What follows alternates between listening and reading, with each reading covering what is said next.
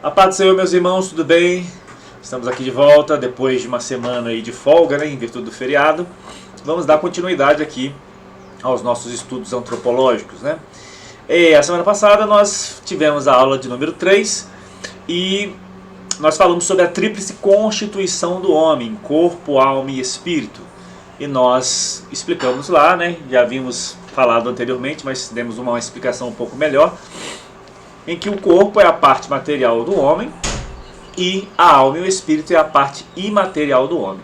E na semana passada mesmo nós demos uma adiantadinha, né, e puxamos a aula 4, que é a aula que nós falamos um pouco mais sobre o corpo humano, né, sobre as especificidades do corpo humano e qual a função dele nessa tricotomia.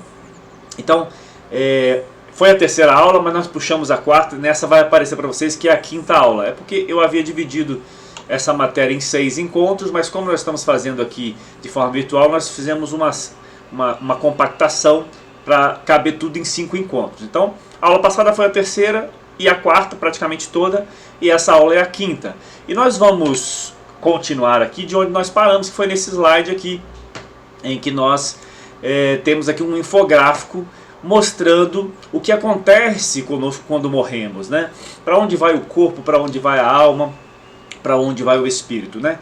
E esse desenho aqui é baseado na passagem de Lucas 16, do rico e do Lázaro. Quando eles morrem, um vai para o seio de Abraão e o outro fica no lugar de tormento. Então, quando a Bíblia fala de Sheol e de Hades, e eu quero que vocês prestem bastante atenção em relação a esses nomes, né? São nomes gregos e hebraicos.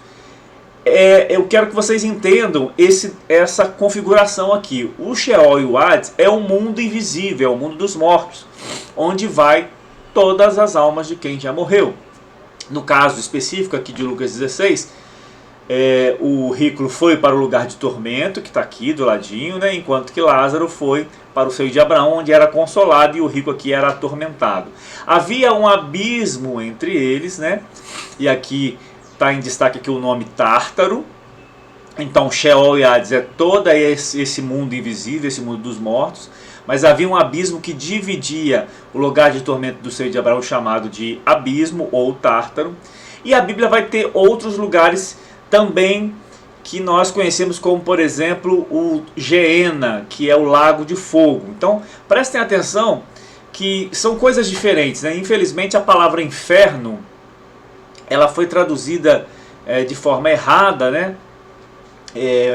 Muitas vezes misturando todos esses elementos, misturando o Sheol e o Hades, misturando o abismo, misturando o Geena, o lago de fogo. Então, eu quero, com esse slide aqui, conseguir explicar de forma bem resumida um pouquinho sobre isso, né? Então, vamos lá, ó. Sheol e Hades é o mundo invisível, é o lugar para onde vão os espíritos dos mortos, justos, né? Os justos até a ressurreição de Cristo e os injustos.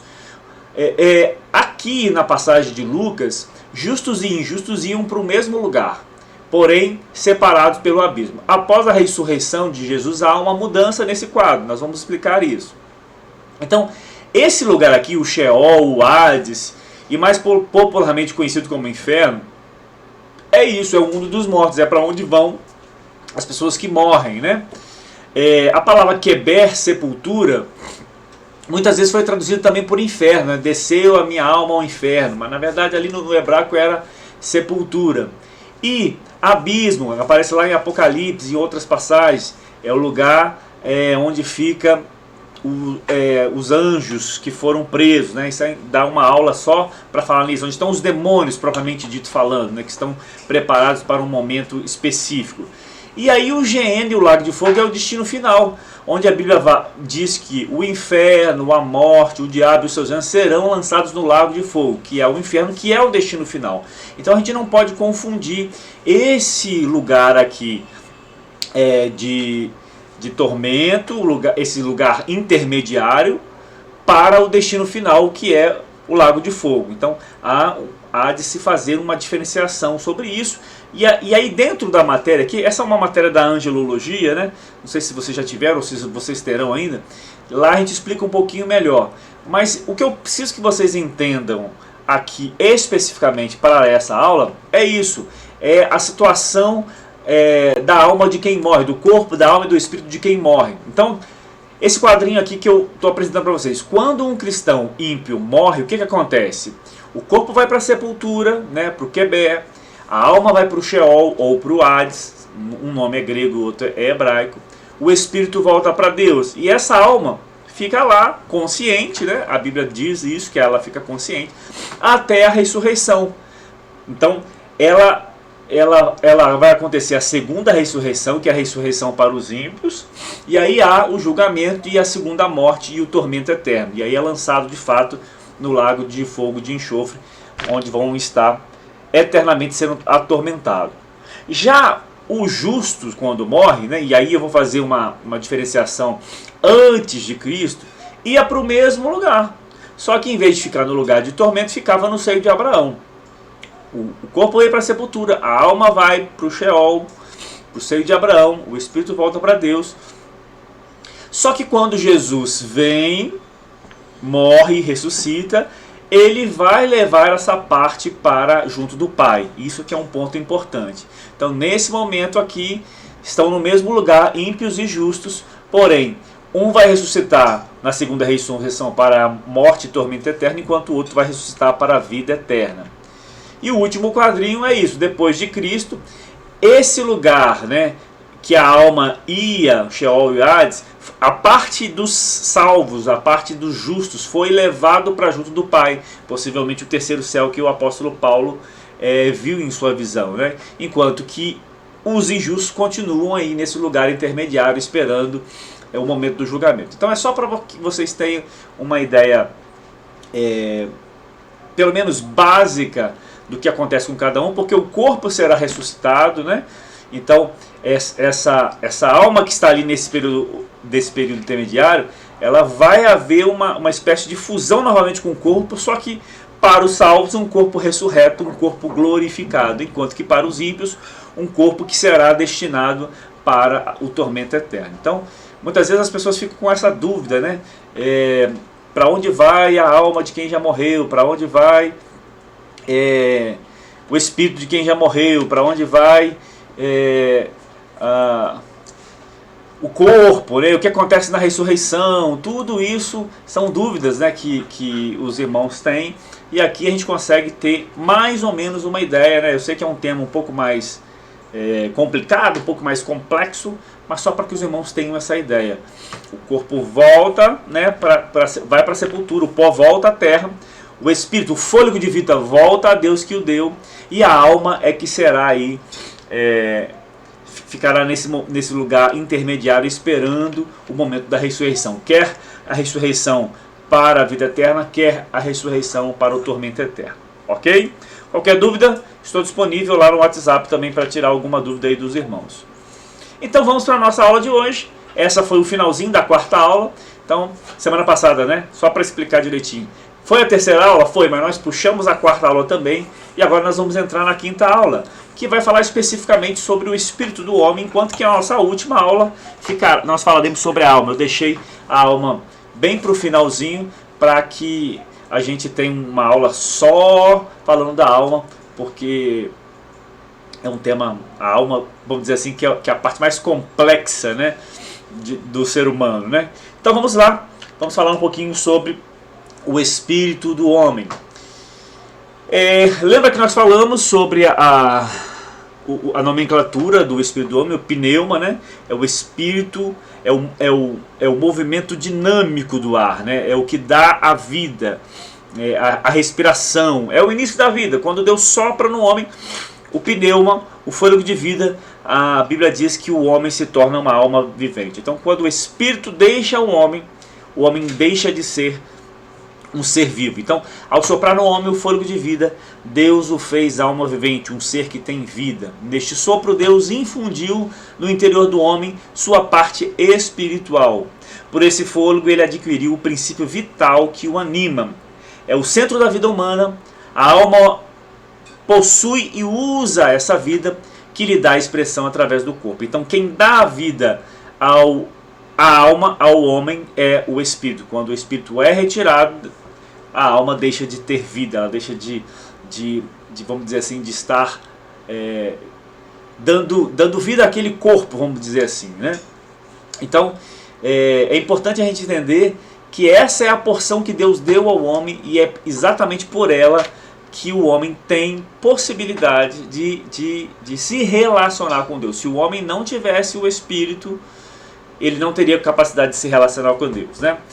É ele que faz o homem ser diferente de todas as demais espécies. Os animais irracionais têm alma, mas não têm espírito. Então veja que essa é a diferença. Por que os animais não têm consciência da existência de Deus? Porque eles não têm espírito. É a essência do homem que evidencia quem ele é.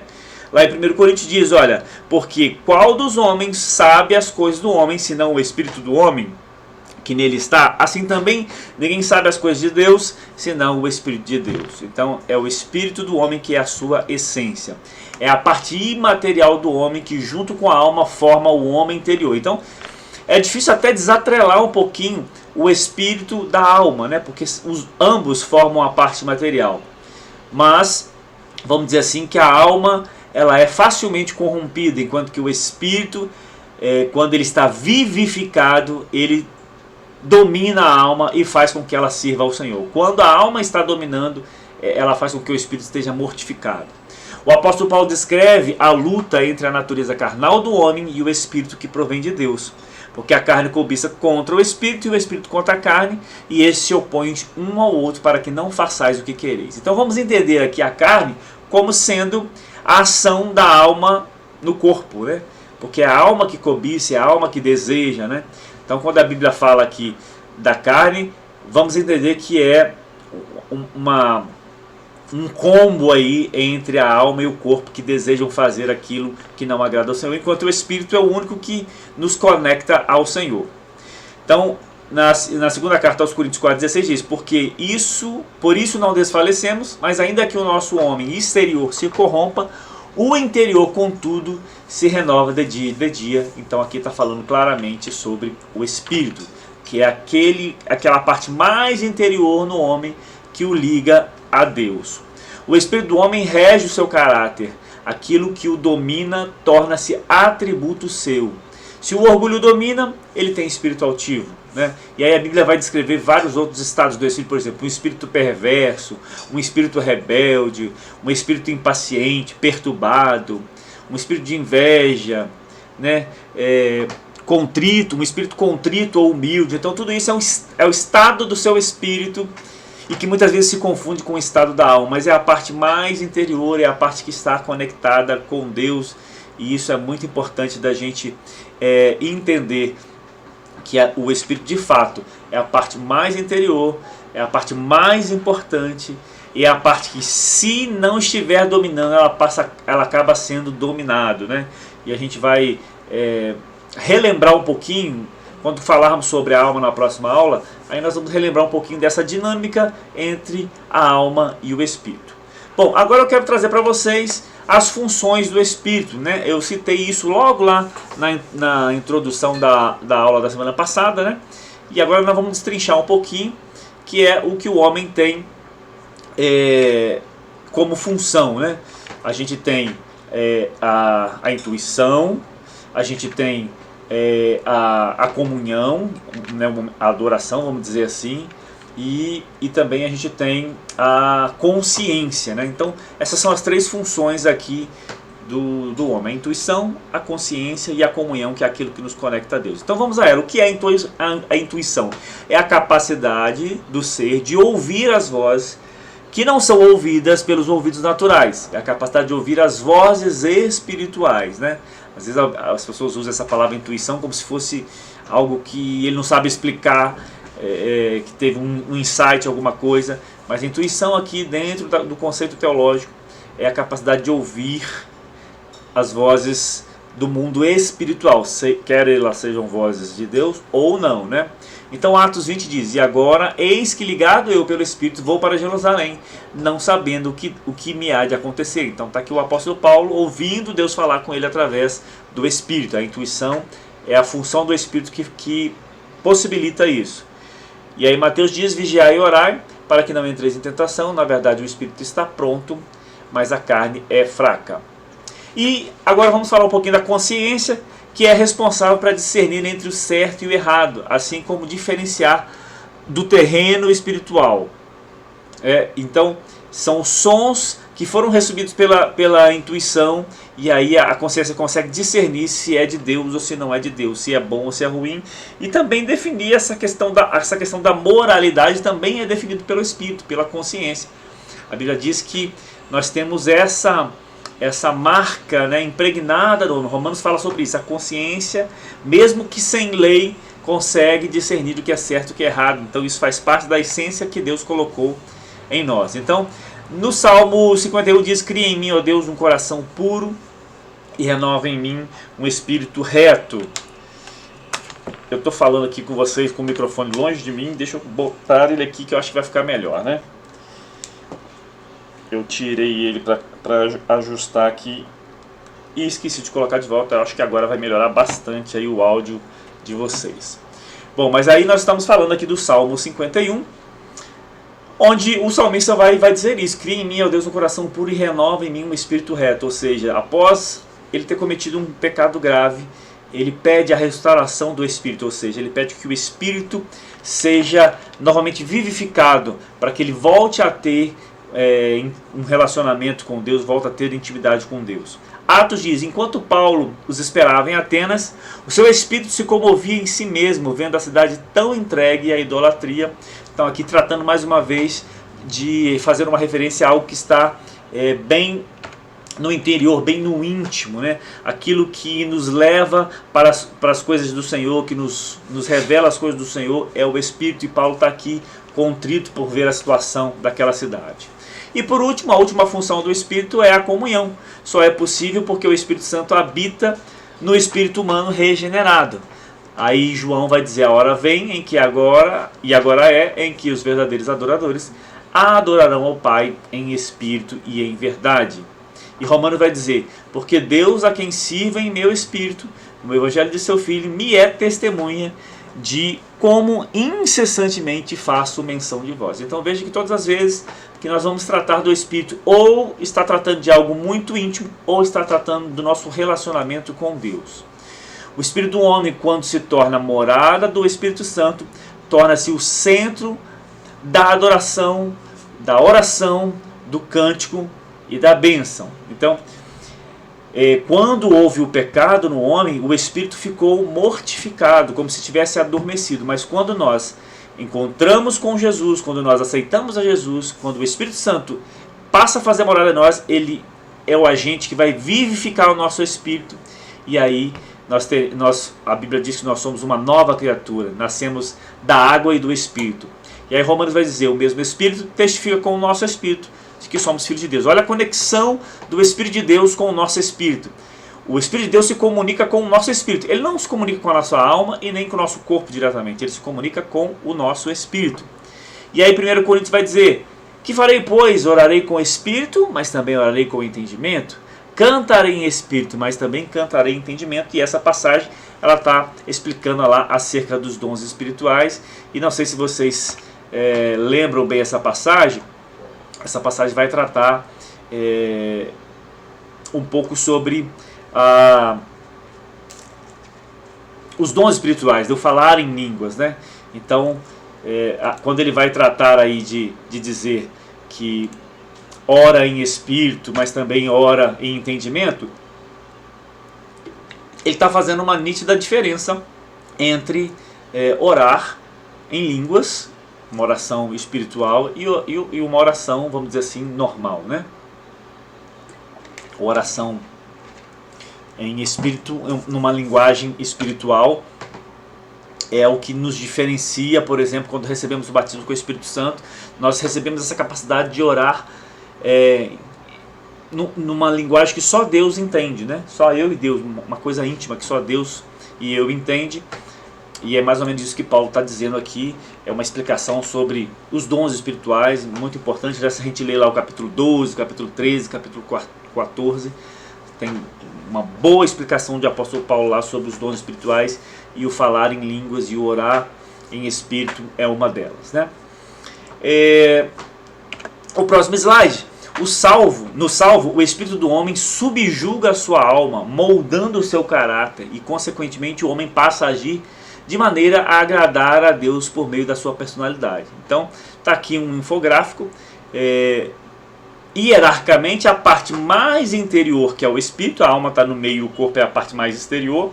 Quando a parte mais interior é a que governa, né, ela subjuga a alma, que naturalmente tem os seus desejos, as suas vontades controladas pelo espírito.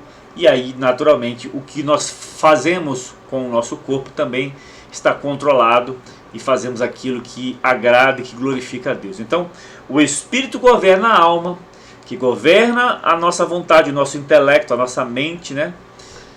E que governa o corpo. Então, os nossos desejos, as nossas vontades, as nossas emoções, o nosso intelecto, todo ele está controlado pelo espírito do homem, que está controlado pelo Espírito Santo de Deus, né? Então, o espírito do homem está sobre a direção do Espírito Santo, né? Sobre a orientação do Espírito Santo, e aí tudo flui perfeitamente.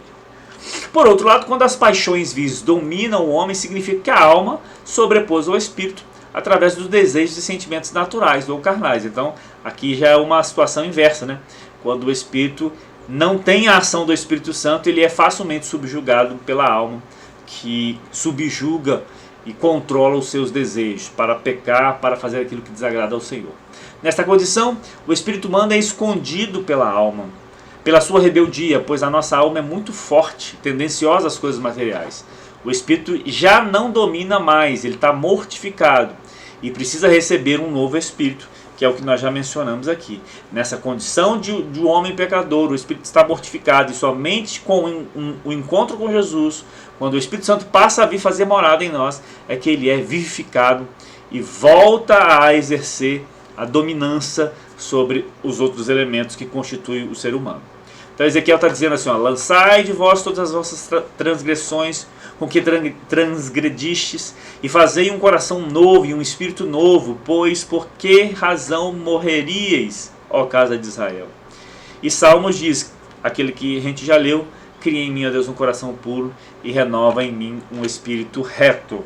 Então, só para vocês entenderem um pouquinho essa dinâmica quando temos o Espírito Santo e o nosso espírito está vivificado, ou quando estamos mortos para o pecado e o nosso espírito está mortificado. Então, antes da queda, o homem era perfeito e todas as suas funções trabalhavam em conjunto em prol de um só objetivo: reconhecer e glorificar a Deus.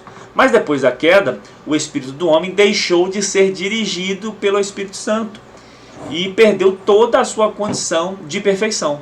O homem que era vivo espiritualmente passou a ser morto, e todas as suas ações passaram a ser dominadas pela alma. Então, morto aqui é morto espiritualmente, né? E que também ocasionaria uma morte física no decorrer da vida, né?